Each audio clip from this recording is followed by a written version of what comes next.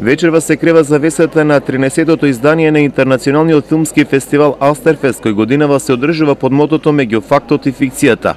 Во 5 фестивалски денови на програмата се околу 40 на ексклузивни кусометражни играни и документарни филмови. Ние ја следевме заедно со селекторот Атанас Чуповски сетата рецентна филмска продукција на сите меридијани во светот и верувам дека под мотото меѓу фактот и фикцијата ќе вклучиме ексклузивни филмски остварувања кои што се закитиле со врвни награди, започнувајќи од Оскарот, па се до оние регионални филмски награди.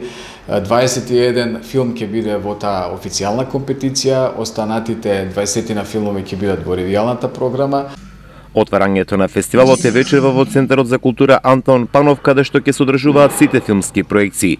Најпрво ќе бидат доделени наградите на лауреатите Джеки Шепард и Коле Ангеловски, а потоа ќе следуваат и проекциите на повеќе филмови. Има филмови од многу држави, значи превладува таа претежно европска продукција, има филмови од Соединетите американски држави, од Русија, значи од сите големи кинематографии, има филмови и од Македонија.